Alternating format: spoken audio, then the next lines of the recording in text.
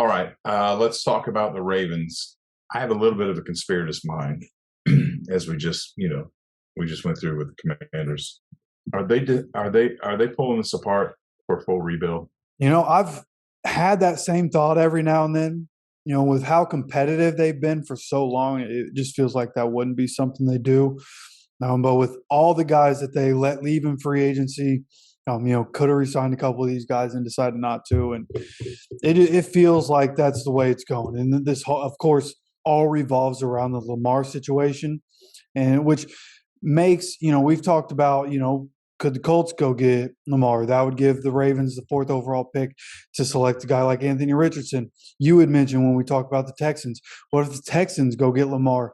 And that would give them the number 2 pick and they get a guy like CJ Stroud. Like, could they do that? Absolutely. I could see that being an avenue that the Ravens go. Here would be the smart thing. Like, currently they only have $5.5 million in cap space. So I could understand why trying to get Lamar on the deal that he wants is such a major issue. There's already so much talent that's been devoided over the last 2 years from this roster. Like, how much can you afford to lose and still even act like you're going to be competitive with Lamar? And so it feels like that's the situation that they got themselves into, trying to stay competitive while they were on Lamar's rookie deal. To come back and answer your question, yeah, it feels like this could be a full rebuild situation.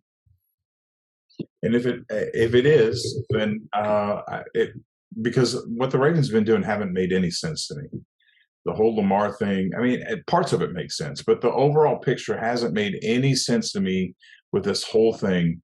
But looking at this list of the people, like you said, the people they have let leave, and then it appears so if they're rebuilding, they're stalling with Lamar Jackson, just waiting for the right offer, somebody to salivate enough to come in and give them the right offer, and begin a rebuild process. That probably means taking a nosedive in 2023 and getting another top solid pick next year. So you have 2 back-to-back picks. And then in 2 years, we're having a completely different conversation. You got a completely rebuilt Ravens team.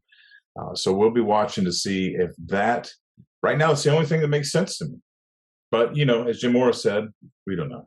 Yeah, and going down that road and talking about a full rebuild, right? Let's say the Ravens find a way to keep Lamar Jackson. I have the Ravens selecting at number 22 in the first round, defensive tackle out of Pitt. I'm not going to act like I know how to say this guy's name because I don't. His last name is Cansey. Everybody's saying like Aaron Donald came out of Pitt, and obviously he's Aaron Donald, like maybe the best football player to ever live. People are saying this is the next Aaron Donald. And so this is a guy, and this, like the Ravens, you think about the Ravens, like this feels like a Ravens kind of guy. So if he's there, I expect them to take him. But if Lamar does get traded, let's say he goes to Houston, then CJ Stroud is going to be a Baltimore Raven. If he gets traded to Indianapolis, then I would think that Anthony Richardson is going to be a Baltimore Raven. So just to throw out those scenarios, whatever happens, that's how I feel like the Ravens go about their offseason. All right, we'll be watching.